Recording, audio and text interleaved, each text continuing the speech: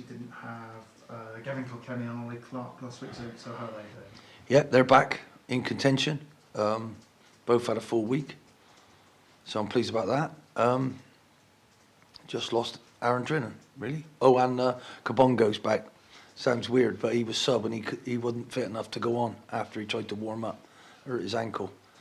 So he's back and he's okay as well, so that's good news. Unfortunately, we've lost Aaron Drinnan. Still not sure how long it's gonna. We've sent it in for a second opinion. The first opinion wasn't very good. So, but there was no. We can't remember him actually getting a collision that caused it, a challenge that caused it. So we're questioning the first. Not saying he's wrong. We're just saying that's unusual. So we're sending him for a second opinion. Oh, what's he done exactly? It's a knee ligament that is really unusual if you don't knock the knee out of place. So for them to say that, oh, it's that is strange, because he started complaining it was hurting without, and we've looked back at the video, we haven't, the game, we've watched it back and there's no collision. And normally this is only caused by a challenge. And the knee sort of, people can't see me, but it's jerking out of position to cause this particular ligament to be damaged. So no point in me going into it, but we're sending him somewhere else just to make sure.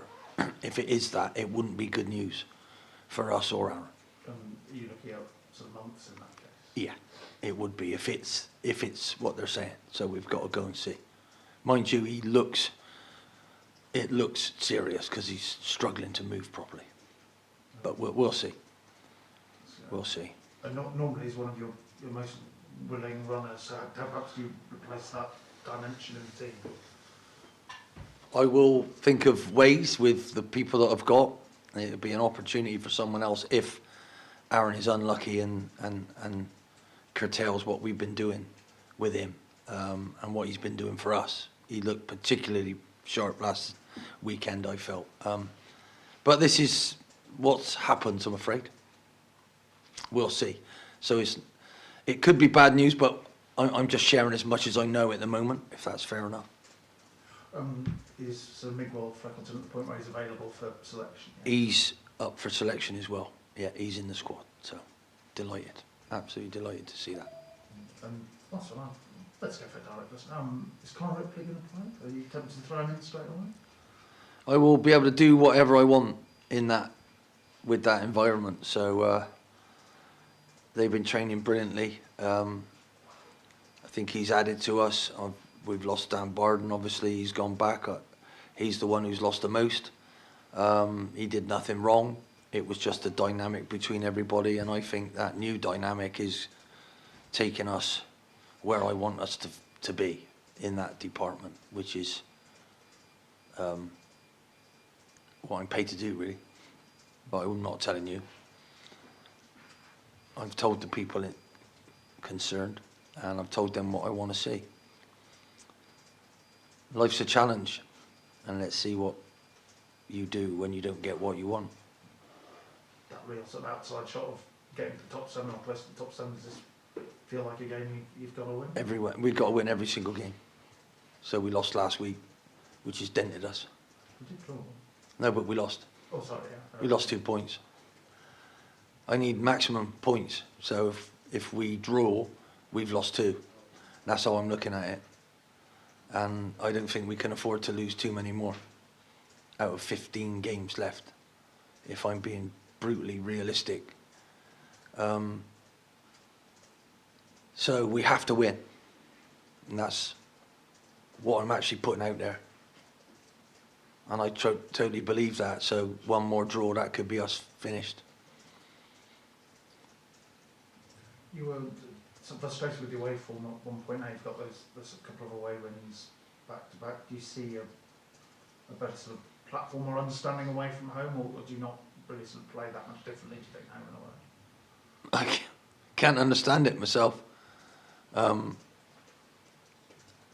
You know, we started getting this home form off the back of terrible home form. The fans have joined in and made it a much better place to be and place to enjoy playing, and a good feeling when you turn up here that we might have a good chance of winning. I think it's just the mindset of the lads about what I want from them, what I expect from them, and what they're demanding from each other. I think that's and we could talk for years about why, and there's not one thing that I've said. It's just a general, here we go, this is what I'm expecting, of lifting of expectation and mental control of yourself and of the group, and that's where it is. So I've made 3 changes overall. I brought some young ones in at a certain time to try and change that as well. I felt they played their part, and now the senior ones are dominating them in a way that I would want them to, making them work hard, making them chase, encouraging them. That's what I mean by dominating, and showing them by their own example of how a pro should be. Whether you win, whether you lose, whether you make a mistake, whether you don't. So it's exactly what I've said to the goalkeepers. Right? This is what I'm expecting. No sulking, no moaning, no whinging. Just get on and challenge each other to try and let's get up this table. And touch wood, it's been going all right so far in the last 12 games. I think we've got 22 points. Is that enough to get us up? No. Need even more than that to catch up for the first part of the season. So it is what it is. We got some unbelievably brilliant games coming up, particularly this one Saturday. If we can win it, that'll catapult us where I want to be, away from them. Or are they going to drag us back into where they might catch us in a couple of games? So, wow, what an experience that is. And the lights have just come on. We paid 50p. Boom, there you go. Is there any sort of particular good example you can give us of, I don't know, perhaps how the team have improved in terms of that sort of communicational mental aspect, or something you've seen in a game like that? I think Will Wright's got man of the match probably 3 times in a row. We haven't been letting goals in. When the corner comes in, he's heading it out. He wasn't a few weeks ago. Do I need to say about someone he took his penalty with a plum last week, missed the one before? I have no idea why that is, but it's wonderful to see, and I had no doubt he was not going to score it. There was no doubt in the way that he stepped up, and very regal, like Roger Federer used to serve in the most important points. So all these things that I'm taking from everywhere else, and I add every day little bits into the water. Imagine dropping a little bit of ink into a bucket of water, and what's that going to do eventually? You want that water to change, and I can see it day in, day out, and I can feel it in the way they're talking, in the way they're communicating. You only got to sit in the other room, you can hear the vibe, the buzz that they are producing, and how they're looking after each other, how they're caring more for each other. And it's a lovely thing to witness, but to try and pin down what it is, you know, it's a togetherness that comes from the joy of winning and the belief that you might be able to win again, and the fear that the manager wants you to win again because it isn't good enough, and that want to please the fellows, the boss, to actually keep earning the right to be in his good books rather than, and then all of that comes back to a football club then, really, and that's how it should be run, and that's how it needs to be, and I'm not going to blame you, and you're not going to blame me, and we're all, that blame culture, I believe that's gone out the window. I'm delighted. I think Joe Cottrell was talking to that last week, saying he felt it was there, and now it's dissipated. So. I've never been. Two of the lads' interviews this year have made me so proud. Harry Smith, after he scored a hat-trick, what he said about the club and about the young players and his teammates. And then Joel Cottrell's interview last week, couldn't be prouder, honestly. And when I look at the overall club and how we're being run, I'm loving every minute of our PR side. I think Callum's been fantastic since I've been here. Absolutely fantastic. We focus on the right things. We pick really important words that have been said and we highlight them and we make people refocus on that. And this is our mantra. This is what we want. And everything was in place, but it wasn't being carried out, in my opinion. All these words were there. They were all in there. If you look at our manifesto, if you look at what we try and show throughout the youth academy, everything was in there, you know. Probably different words than I would use myself, more old-fashioned words, but, you know, talking about hard work, being adventurous, which is not a word I would use, but just being brave and going out and doing things. I think it's, I'm seeing it in our DNA now, and that's what this club needs, you know, and I think every single club should have this. It should be a given that everybody, but it isn't. You've got to earn that right, particularly with people don't say things these days instead of saying it how it is, and I think it's totally ruining the young people in the game, honestly. You know, I saw it last week. I'm not going to diverse from it, but there was a message, oh, freedom. You know, that one of the young players who felt that Man United was oh, shut up, mate. Shut up. Honestly, absolute disgrace.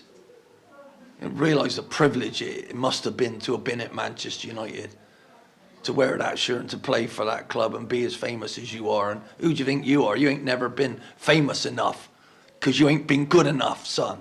That's what I'd be telling him. You know? Mr. Sancho, what on earth are you talking about, son?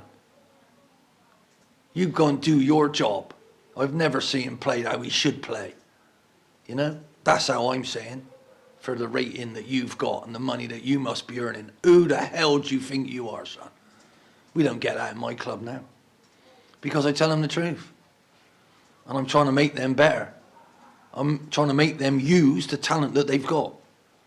And I don't think the youth policies do that anymore. If you lose, it doesn't matter. Oh, and oh, dearie me. I had to fight for every single thing in my life, and I always will. And I think it shows in the person that I am. And I think these lads are doing that now, and I'm absolutely delighted because I've had to remind them the value of being a professional footballer. It's not a given. You have to earn that right. And I think they're doing it. So that's where I am. I've had a bit of a rant, but hopefully it makes sense to people out there, you know. And last time I was looking at it on Harrogate, I think they played 4-4-2, which is somewhat unusual. Is that quite surprising, actually, to see a 4-4-2 team? Yeah, it's not always that. One of them morphs into a slightly deeper. So they make it 4-2-3-1 when they're defending. But they can also, and they will try and do that. It's a regimented thing. They're a very well organised group, very well organised team. If they lose by one, they don't get beat. So we got to go up and earn the right to try and win. But it'll be a good game. I have faced them before when I was at Grimsby. I think they won. They had a couple of little midfield players who were fantastic. Absolutely, don't think they've got them anymore. But and I think the boss is the son of the owner, and he's done a brilliant job. He hasn't been given that role. He's earned that role, you know. So well done. And it's a tough game. One I'm really, really looking forward to see us try and make some strides towards the season that I would really love to have, instead of how bad it feels even now. Best of luck. Thank you very much. So as I'm writing this, you type all that, do you? As much as I can, yeah. Good gracious me. I'm going to talk a bit slower. If you wouldn't mind. One thing that's been very noticeable is the kind of proportion of the passes you're able to now make in the opposition's half, which obviously is something you've kind of spoken about before. So how pleasing is it to see that you are imposing that game on other teams, even someone like Port Vale? Yeah, I think second half, I will say that we got more like I wanted to play. I think first half in that game, although we took the lead, we didn't do enough with it. We didn't get it there as well as I wanted to get it there. We got it there in an ugly way. And I don't want ugly, I want precise ways. I want to be able to see why we're moving it from one side to the other onto their back line. Because I look at the stats of how many people are giving goals away in their own final third to try and outplay people to go and score a goal. It doesn't make sense if you're not as good as the top people who are doing it. And then without the ball, if you don't press like those top people do, you're going to make even more mistakes. I think we were making far too many mistakes in the wrong areas and not hurting their people that I want to hurt, who I want to work more than anybody, their goalkeeper and their back four. So we're nowhere near where I want to be, but I've tried to simplify the way that we get there. And I can then introduce more of the type of football that I want to see in the right areas. So I am nowhere near where I want to be, but we're getting there, if that makes sense. The second half last Saturday, I was probably more pleased with than any other game, right? The way that we got our third goal, the beautiful style that it went in with, the wonderful shape that we had behind that, where he could have, instead of shooting, he could have played it, and we were overloading that area. We could have had a move. Joel, I've been talking to him about how good he could be and how good I want him to be. So Danny went down the left, he brought it back, beautiful run into the box that made us the space, and then back. Beautiful. So that probably made me more proud than anything since I've been here, really. But thanks for noticing what I'm trying to do, and we got to get to a place where we can do that on a regular basis to everybody. And the longer we get on the grass, the more sessions we get to do. Hopefully that will do that if I don't lose. And then I'll have to find a different way to do it. If we lose Smithy, I couldn't do it that way anyway. So he enables us to do it the way that we're doing. I think we're getting better at it. Whereas before we would take the easy option, smack it towards his head. You know what I mean? It sounds weird, but lots of teams do that. But the thing is also, people are now realising how good he is. And last week, I have never seen three centre-halves so fired up to try and stop him physically in any way that they can, right? And speaking to their manager after, he said the fella's got to be the best centre-forward in the division, how he's playing in a minute. And I told my centre-halves. So that's Darren Moore, who used to be a centre-half. So that's why it was. But each week, I'm seeing more and more of their talent and more potential of what we can do to other teams if we can keep moving forward. But are we going to be able to do it? Can we do it? We got some massive tests, you know. And if you look at what's going to happen in March, who we've got to play, wow, would I like to be picking up for the club the manager of the month for March? Because if we do, if that happens, then I'm going to be the happiest man in the world, because we got some terrible, horrendous tests of us that can knock us off our little block. But it feels really nice to be able to talk to you from a place where we look quite a good team, instead of, you know, how embarrassing it was before. Brought up the corners factor in it. I think it says something we've not really had to talk about it for a while. So is it as simple as people just winning their headers now? Is there more that you've done to stop that being the issue that it was? Yeah, we've changed the way we did it.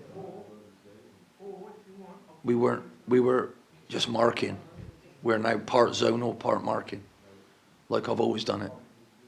But the zonal, that part of it has been worked on and worked on and worked on and worked on. Because when we started it, we still got it wrong.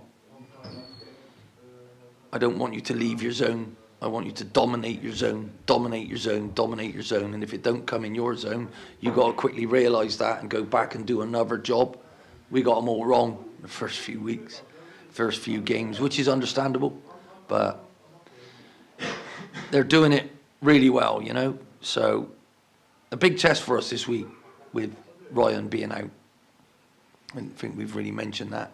We're having his stitches taken out and he's going to be unavailable for this weekend. So that's a big test for us. But he was been sensational. The whole back line has been sensational in the way they've gone about things. And whoever, particularly Jake Kane, you look at Tamisi, he was a wing back, now he's playing right back. Wow, what a job he's doing, you know. Will Wright, as I said, Ryan, they've all got together, but I'm utilising my staff as well. Gav's been taking them for one-on-one stuff and for unit stuff and unit work, and Biggie knows how I do things, and he's doing his thing, and we're doing it together, and I'm doing it on time with the fitness people. It's all working really nicely, because when I first came in, I disrupted everything. Everything of the minutes and how far they had to run and all of that. But I've learned to step back, and I've learned to see, and I think it's just working, touch wood. But it can easily stop it. Yeah, do you get what I mean? So no good talking about the strawberries when you ain't really collected them yet. They're looking nice on the bushes over there if I can go and get them. My wife keeps tapping me on the shoulder, please go and get some strawberries. So you said wanting to get ahead of the next transfer, obviously we only just finished the last one. Yeah. Are you now kind of in a position to start doing that and looking at maybe the contracts for players who are already here? Is that something you're thinking about at the moment? Not quite. I've had a bit of a fell on my face. I had some other member of staff I was going to bring in, and then I was going to switch around slightly what we were going to do. Someone I've worked with before, but he can't come in yet. He's got to work his, unfortunately, got to work his notice. So right. God, I almost said something unprintable there. It was yeah, fell flat on my face with that plan A. So you have to try and find a plan B. So we're gonna have to carry on. I still want to wait for this person, but for me, the person who was doing my analytical stuff is going to move to make sure he takes over the other bits and pieces. But I've got a plan, and the plan will be put in, but it'll be later than I wanted. But we're still working on it, and it will be hopefully even smoother than this window went. But what I didn't want to do is change too many of these people, because I had belief from day one that I kept telling you, I believe they're much better than they're playing. Did I not? And it looked terrible after a month, because the results hadn't changed that much. And the old fella at Christmas just stop talking, mate, and win some games. Fair enough. Have the mic then, you know. But he was right. So hopefully you'll see the team that I want to have growing, you know. And all of those bits and pieces, I think Swindon is in a very good place right now. But we need to get some more results. And we're nowhere near where we were before. In the blame side of who brought these, but I think some of the potential showing, even the ones that were under the radar, not even playing, might have been out of work. Look at Jake King. Look how well he's played. Do you know what I mean? I've had Coxie out, and with the greatest respect to Coxie, he's wonderful, but you wouldn't have noticed that last week, would you? You wouldn't have noticed that the week before when we won 5-1. So, and Jake doesn't normally play there. And this is a massive credit to everybody in that group that I didn't throw away. How easy is it to throw away some good stuff? Right? And I've learnt that in my lifetime. You pour it into a sieve first before you chuck it in the bin, just to make sure what's left, and here we go. Because someone might come out of a situation that they didn't deserve to be in, or they've been, and then, wow, you never know. Well, Jake Kane's doing that for me. He's had to wait longer than somebody else, but oh my goodness me. And he's even out of his position, so. But I can't ask for any more, can I? Offabor was out for a while, and now he's forcing himself into my thoughts all the time. That's all I can ask for, you know. It really is. So I forgot your general question. I think I've answered it in my horrendously long-winded way. But I want Swindon fans to understand, whether they come or whether they don't, I try and tell them exactly how it is. And most of the time I'm telling them what other people are doing, because it's the other people that I've tried to affect for them to be who I need and I knew they could be. So our scouting network wasn't that bad, was it? This is my whole point. When you build something and you get it and you get the group going and you'll then see the potential that was brought here. And I kept saying, I'm not seeing that yet. I don't think they were ready. So the challenge starts from now, in my opinion. The challenge I'm giving them starts from now. Can we be a success or are we going to fail? And that's how it is. And that's how I see my life here.